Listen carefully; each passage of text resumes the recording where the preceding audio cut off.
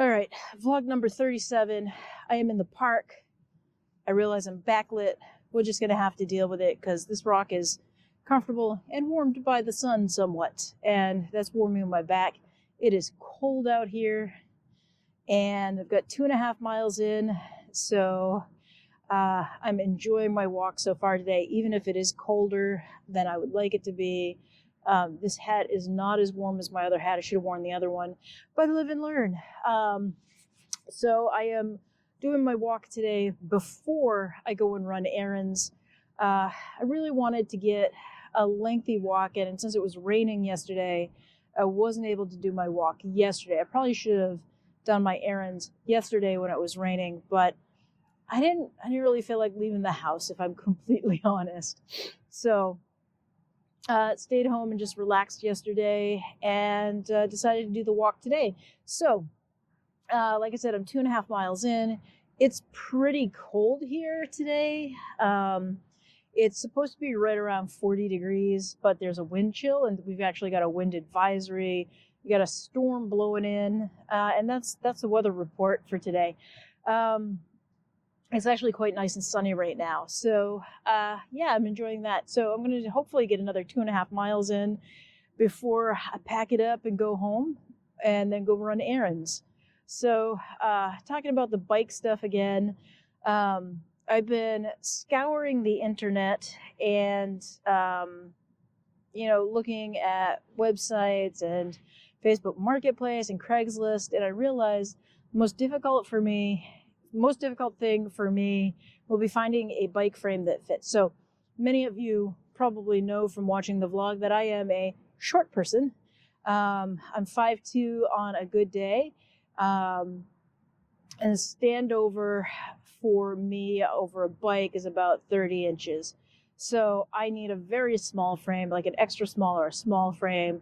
And for a touring bike, you don't want a step-through frame. You can do it with a step-through frame, but they're generally considered not as strong as a regular triangle frame. So I'm looking for a triangle frame that is in the extra small to small frame size. So we're thinking we're looking at like a 13 to 15 inch frame.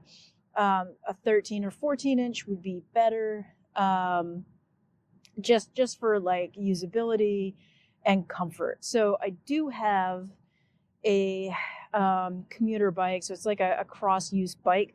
Ooh, the wind is blowing my camera. A little vibration there. Sorry about that. Hopefully the image stabilization takes that out.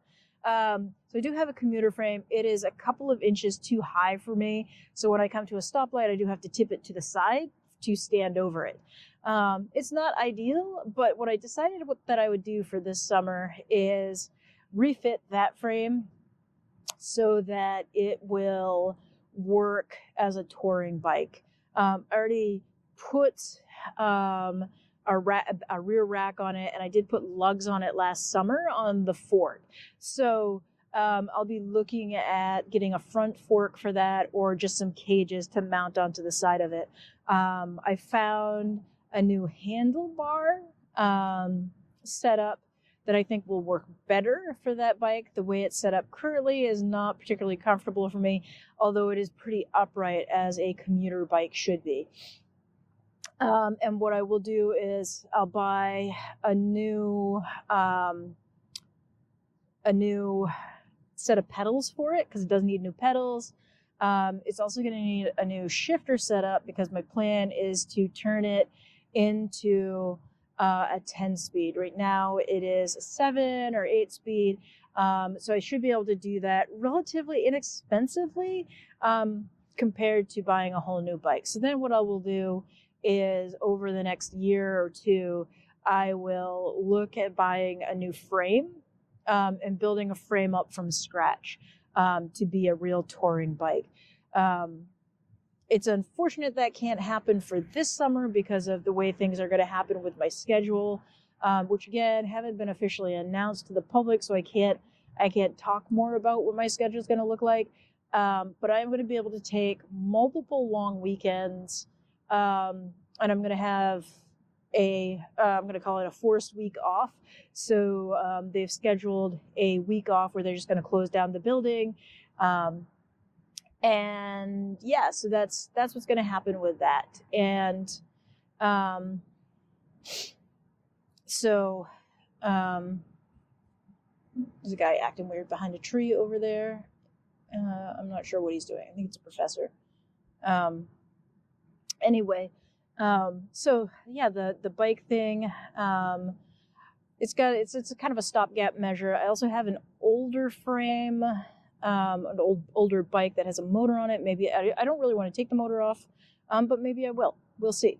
We will figure out what's going to happen. But it looks like the bike tour is going to happen with the bike that I currently have, and I'll figure it out from there, and see what happens. I'm kind of excited about doing some touring, some like day tours and like weekend long bike tours, as well as the commuting to work.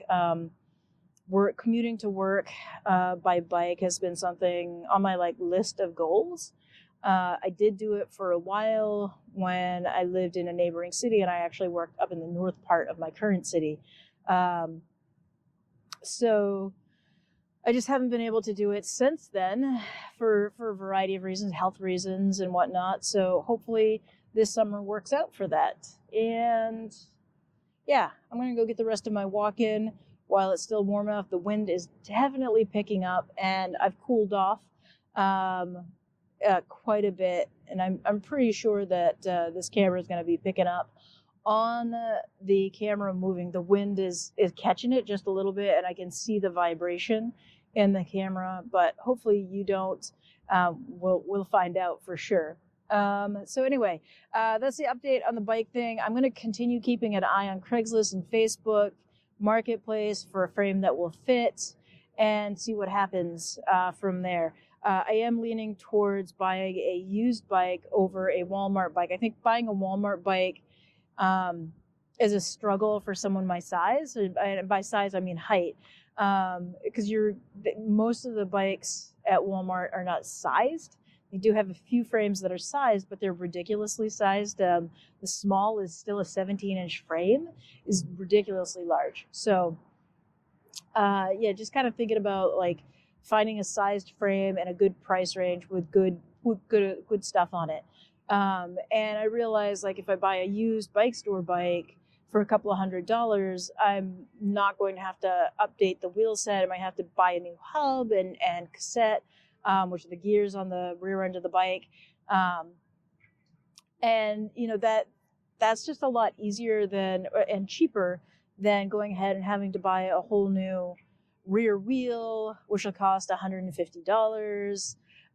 Switching everything over to quick release, which is another, that's only like $10-$20 to do that. But it's just the expenses add up, and I could just spend $300 or $400 for a used bike and not spend that kind of money, or money on top of things, and just be able to update more slowly. So that's that.